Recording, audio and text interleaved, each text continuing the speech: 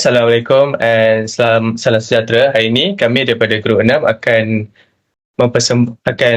present chapter 6 Perlembagaan Persekutuan Menyatupadukan Kaum Melalui Kebebasan Beragama daripada subjek kos MPU 3152 Penghayatan Etika dan Peradaban Kumpulan 6 yang telah diguide oleh pensyarah Ustaz Umair bin Zulkifli. Grup ini terdiri daripada saya sendiri, Aiman Sidir bin Zaili daripada kos elektrik, Muhammad Ifan Haikal bin Hikmal Al-Bakri, Sofia Hani binti Izwan Nizam, Mahendra Vama Gunarajan, Aisyah Maisara binti Muhammad Razali, Muhammad Zafran bin Zaini Azizuddin, Muhammad Afiq Syami bin Saiful Ridwan, Samantha Asli Paramasivan, Railin Nishalia binti Raimi, Muhammad Naufal bin Abdul Halim. Pakar pertama yang telah kami temu ramah ialah Dr. Mohana Sundaram Utubalu, iaitu mempunyai pangkat pensyarah kanan di Universiti Teknologi Petronas. Pengajian yang telah beliau ambil adalah Degree in Mathematics with Economics by Universiti Malaysia Sabah. Pengajian yang kedua yang telah diambil oleh beliau adalah PhD in Mathematics Numerical Analysis by Universiti Malaysia Sabah. Okey, Assalamualaikum. Saya Muhammad Naufal bin Abdul Halim akan membentangkan soalan yang pertama yang diberi tajuk bagaimanakah perlembagaan persekutuan membantu menyatupadukan masyarakat Melayu, Cina dan India melalui prinsip kebebasan beragama. Dekat sini kita boleh nampak ada beberapa poin yang diberikan oleh Dr. Muhana.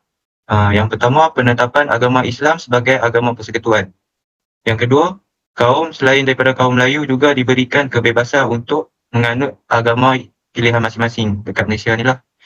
Yang ketiga, perlembagaan merupakan antara faktor utama perpaduan masyarakat berbilang kaum di Malaysia. Ini adalah beberapa faktor yang diberikan oleh Dr. Muhana. So, saya akan memberikan next slide kepada presenter kita. Assalamualaikum, saya Sofia. Saya akan bentangkan soalan 2. Jawapan untuk soalan 2 daripada Dr. Muhana. Jadi soalan 2 adalah apakah hak dan tanggungjawab yang ditekankan oleh perlembagaan bagi setiap kaum dalam menjalankan kebebasan dalam beragama. Jadi Dr. Muhana berpendapat bahawa setiap kaum di Malaysia mempunyai hak untuk mempraktikkan agama pilihan masing-masing. Oleh itu, perlembagaan telah menekankan tentang hak kesemerataan antara rakyat tanpa mengira kaum dan bangsa. Hal ini supaya ia dapat memastikan tiada diskriminasi dalam kalangan rakyat Malaysia, dan seterusnya tanggungjawab yang ditekankan oleh perlembagaan bagi setiap kaum adalah untuk mengekalkan keamanan dan kesejahteraan negara dengan saling menghormati antara satu sama lain. Saya Isha. Soalan ketiga yang diajukan ialah sejauh manakah prinsip kebebasan beragama di Malaysia di dalam perlembagaan memastikan keharmonian di antara pelbagai agama di Malaysia. Daripada jawapan daripada pakar pertama Dr. Muhana, pada pendapat beliau, antara perkara yang paling penting di dalam perlembagaan ialah kebebasan beragama. Ini secara tidak langsung memberikan pengiktirafan kepada semua agama di Malaysia serta mengelakkan pertikaian antara rakyat berlainan agama kerana perkara ini telah termaktub di dalam perlembagaan. Saya serahkan kepada soalan keempat.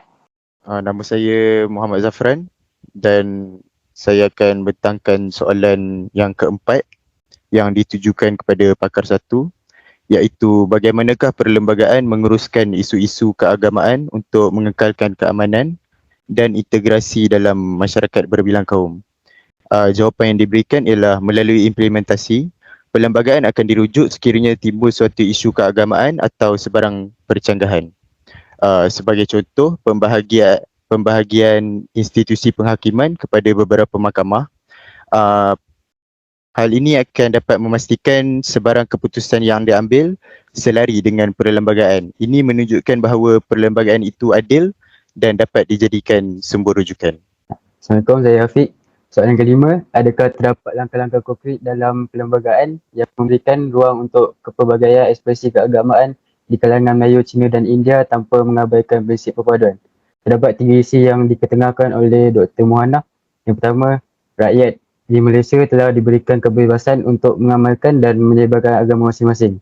Yang kedua, rakyat Malaysia juga bebas mendirikan tempat keagamaan masing-masing selagi tidak melanggar undang-undang. Yang terakhir, di dalam perlembagaan juga termaktub bahawa setiap rakyat mendapat hak yang sama rata. So, ini adalah bukti daripada kami temu ramah Dr. Muhana. Pakar kedua yang telah kami temu ramah merupakan Puan Syazaliah binti Salam. Beliau merupakan pegawai pengajian pendidikan tinggi di bawah Jabatan Kejuruteraan Elektrik di Politeknik Malaysia Sultan Azlan Shah. Nama saya Samantha. Soalan 1, bagaimanakah perlembagaan persekutuan membantu menyatupadukan masyarakat Melayu, Cina dan India melalui prinsip kebebasan beragama? Dalam perkara 3, memperuntukkan Islam adalah agama persekutuan, tetapi agama-agama lain boleh diamalkan dengan aman dan harmoni di mana-mana bahagian persekutuan. Konsep kebebasan beragama ini memberi ruang kepada rakyat untuk memilih agama yang dipercayai serta bebas mengamalkan agama pilihan mereka tanpa ada paksaan. Soalan kedua, apakah hak dan tanggungjawab yang ditekankan oleh perlembagaan bagi setiap kaum dalam menjalankan kebebasan dalam beragama? Jawapan yang telah diberikan ialah dalam perkara 11-1, tiap-tiap orang adalah berhak menganuti dan mengamalkan agamanya. Ini menunjukkan terdapat hak beragama kepada penganut-penganut agama lain, tetapi tidak dibenarkan untuk menyebarkan ajaran agama mereka kepada masyarakat. Dalam perkara 11-4, memelihara penganut agama Islam di Malaysia. Penyebaran kepercayaan agama lain di kalangan penganut Islam boleh disekat melalui undang-undang negeri. Soalan ketiga pula, sejauh manakah prinsip kebebasan beragama di dalam perlembagaan memastikan keharmonian di antara pelbagai agama di Malaysia? Bagaimana Puan Syazaliah menyatakan bahawa perkara 11.5 sebarang perbuatan keagamaan yang mengancam ketenteraman, kesihatan awam dan prinsip moral adalah dihalang. Yang kedua pula ialah kebebasan agama dapat mewujudkan pendamaian antara manusia dan dapat menghindari konflik antara agama dan memelihara jati diri umat Islam. Dan soalan keempat, bagaimanakah perlembagaan menguruskan isu-isu keagamaan untuk mengekalkan keamanan dan interaksi dalam masyarakat terbilang kaum? Menurut jawapan yang telah diberikan oleh Puan Syazaliah, pihak kerajaan sentiasa meneliti perlembagaan bagi memastikan ia bersesuaian dengan masyarakat selain mencari jalan untuk mengekalkan keharmonian kaum di negara ini.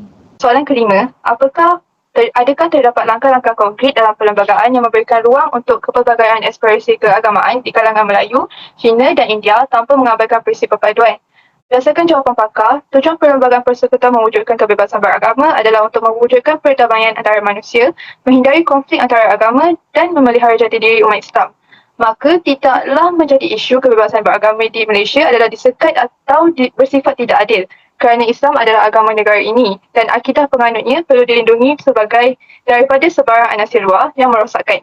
Masyarakat seharusnya akur dengan perlembagaan yang telah dibentuk ini bagi menjamin keharmonian yang berterusan di dalam negara Malaysia. Assalamualaikum, saya Irfan Haikal. Saya akan bentangkan kesimpulan daripada temu ramah pertama. Dalam temu ramah bersama Dr. Muhana Sundaram iaitu pensyarah di Institut Teknologi Petronas, ditemui bahawa perlembagaan kerajaan persekutuan memainkan peranan krusial dalam menyatupadukan masyarakat berbilang kaum di Malaysia melalui prinsip kebebasan beragama. Penetapan Islam sebagai agama persekutuan dan kebebasan agama bagi kaum bukan Melayu mendukung kesejahteraan rakyat. Selain itu, perlembagaan mengukuhkan hak kesamarataan, menghapuskan diskriminasi dan mendorong sikap hormat antara pelbagai kaum. Kebebasan beragama membantu mengurangkan ketegangan di antara penganut agama yang berbeza, sementara institusi penghakiman yang adil menangani isu-isu keagamaan. Selain itu, langkah-langkah perlembagaan memberi ruang untuk ekspresi agama tanpa mengabaikan prinsip-prinsip perpaduan, termasuk pembinaan tempat ibadah dan penyebaran agama dengan mematuhi undang-undang. Kesimpulannya, perlembagaan kerajaan persekutuan memainkan peranan utama dalam mengekalkan keharmonian dan kesejahteraan di Malaysia, membentuk nilai kebebasan beragama untuk mencapai persepaduan dalam masyarakat berbilang kaum. Dan saya pula Warma, saya ingin membentangkan kesimpulan temu ramah kedua. Dalam Perlembagaan Persekutuan Malaysia, Islam ditetapkan sebagai agama negara, namun kebebasan beragama diberikan kepada semua warga negara. Seterusnya, prinsip ini memberikan kebebasan kepada rakyat untuk memilih dan mengamalkan agama tanpa kepaksaan. Hak beragama dijamin oleh perkara 11-1 meskipun dengan pembatasan tertentu, terutamanya dalam penyebaran ajaran agama kepada umat Islam. Seterusnya, perlembagaan juga melindungi hak agama Islam dengan pembatasan tertentu, memastikan ketenteraman, kesihatan awam dan prinsip moral terpelihara. Meskipun cabaran dalam menyesuaikan perlembagaan dengan perkembangan masyarakat, pihak kerajaan terus meneliti dan memastikan keharmonian kaum dijaga. Seterusnya, tujuan perlembagaan adalah untuk mencipta perdamaian, menghindari konflik agama dan memelihara identiti umat Islam. Kebebasan beragama di Malaysia dianggap adil, memperkuatkan keharmonian dan melindungi nilai-nilai agama. Masyarakat diharapkan menyokong perlembagaan ini supaya menjamin keharmonian berterusan di negara kita. Sekian, terima kasih.